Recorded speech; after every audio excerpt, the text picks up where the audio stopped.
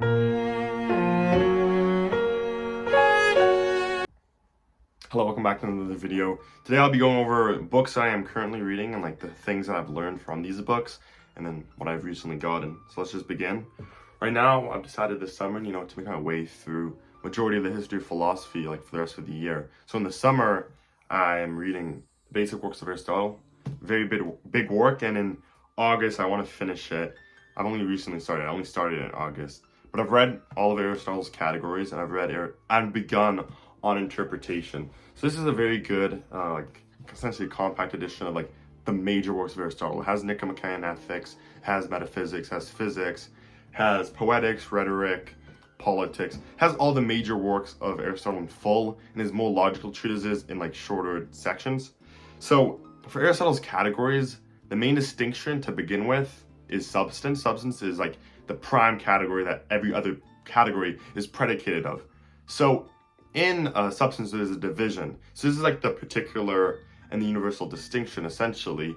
So there are prime substances, which are individual people like me, or this book would be a prime substance in itself. And then we get secondary substances, which are more like the universals that Plato would speak about, or forms. So this is a book, but then also has bookness. So an individual book is just the early church, history of the early church. But then it's also a subset of the category of books, and the same with me as a human. I'm an individual man, but I'm also a man in my reference to the total sum of humanity, and that would be manhood. So that's how Aristotle designates substances. And then within substances, you can predicate certain things. So you can predicate things of the subject, both things that are present in a subject and also predicated of a subject. So something like a quality, like whiteness, would be present in a subject, and then something like goodness would be a quality of this, and it would be like a predicate of the subject. So like goodness is like a good man and a white man.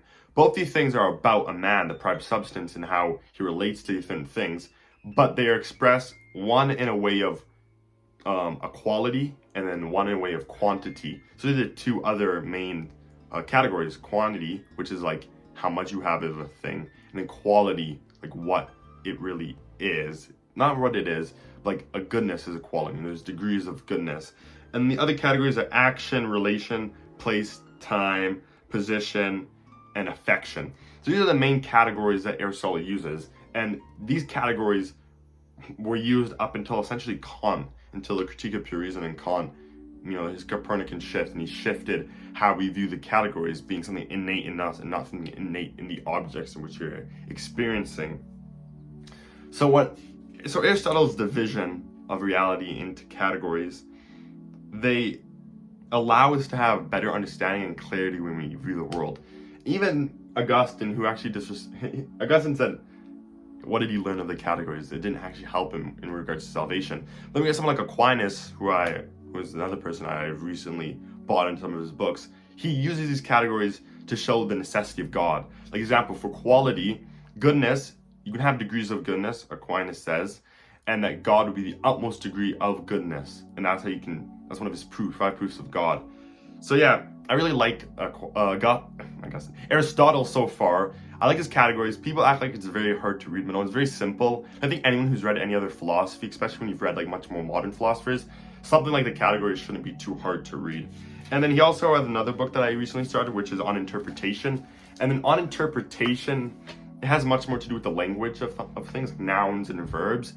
And it's essential if you want to understand Aristotelian logic or scholastic logic and metaphysics. So yeah, it's very important. Now, the other book I'm reading concurrent to Aristotle's works is In Defense of Civilization, How Our Past Can Renew Our Present by Michael R.J. Bonner. He's a Canadian. He worked in Stephen Harper's cabinet, I believe, or to some degree. So he is a much more conservative thinker, and he's showing why, if you look at past like examples of renewals of certain cultures, all of these renewals are based on like principles that they took from the past and they applied to the present, like the Carolingian Renaissance, or like the Renaissance of it, like the Italian Renaissance, and even in the Islamic Golden Age.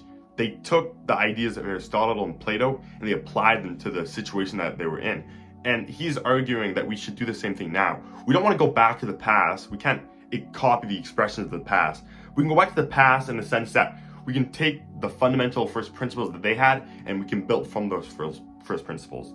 And a book that I bought recently that's akin to that, I don't really agree with this philosophy. I'm not a perennialist. I don't believe in like, yeah, but obviously it's good to have a broad base of knowledge about people you disagree with. I got Traditionalism, The Radical Project for Restoring Sacred Order by Mark Sedgwick. So yeah, it goes into like, Evola, Ganon, Schuon. So these are like traditionalist philosophers, and they believe that there's like traditions are like fundamental to reality in some sort of sense. They're very extreme, I would say, and they're like far right. But it is good to have an understanding of other philosophies. Same thing with like Marxist. And I also got object-oriented ontology, new theory of everything by Graham Harman. So yeah, this is like against Kant essentially. It's a type of realism. So he's not an idealist, he's a realist. So yeah, we actually do interactive objects. There's no noumenal phenomenal distinction. I believe that what this book argues for. And I got Kant, a very short introduction by Roger Scruton. So yeah, as it says, a very short introduction to Kant. I've already read Kant's introduction to himself, at least in regards to the Critique of Pure Reason. I've read the Prologue and Noumena to Any Future Metaphysics. There's also other books on Kant I've gotten. So Kant's one of those people that I'm gonna have to build up to read the critique, because it's gonna be a struggle. And then Poetics, I got John Donne's like it's Everyman Classic of John Donne. So John Donne, he was an Anglican poet, so British poet in the 1600s. Yeah, 1600s, I believe. So yeah, I don't know. It's one of those books that's just like, I'll read it. And then I got 3 books, essentially one. Penguin History of the Church. You have the early church, Western society, and the church, and the Reformation. So everyone loves talking about reading church history, but when it actually comes to actually reading church history, more people need to do it, and I am one of those people. So yeah, this will just be an overview of the history of the church, and the Reformation is what I'm anticipating the most, because I have like a broad understanding. Martin Luther, and then you have like Elizabeth I in England. But I want to actually have a much more like in-depth, well-read perspective of that. Now, go back in time. I got a history of philosophy for any gaps. The volume on medieval philosophy. Medieval philosophy is very overlooked, and I like it a lot because a lot of it has to do with the mixing of faith and reason, because the two aren't contradictory. Faith should seek understanding, as Augustine said. So reading this will help me understand more of like the era of like Aquinas, Scotus, John Erigenuna, and like all these Occam, all these thinkers in that time period that a lot of people love to talk about, but an actual understanding of them is important. And also, a lot of medieval philosophy has been overlooked because modern philosophy, beginning with Descartes, essentially just threw out the scholastic project, it threw out all of this stuff because they want to go to like cold, hard, only rationalism. But I believe that faith is is necessary in like the Kierkegaardian sense to have any knowledge of anything. So medieval philosophy, I feel like, is where I belong. And then yeah, finally, Thomas Aquinas' selected works. Thomas Aquinas, masterful St. Thomas Aquinas. I've read his 5 proofs for the existence of God. They're fine.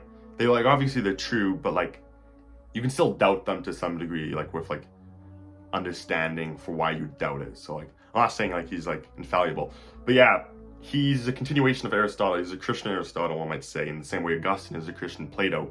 So they continue the same themes, but in a Christian context. So that's actually where I'm reading Aristotle right now. I want to have a good understanding and basis for what I want to learn more. So thank you. Like, subscribe, watch more of my YouTube videos, and hopefully I'll have more educational content coming. I'm going to be making a video solely on Aristotle's category sometime soon. Thank you.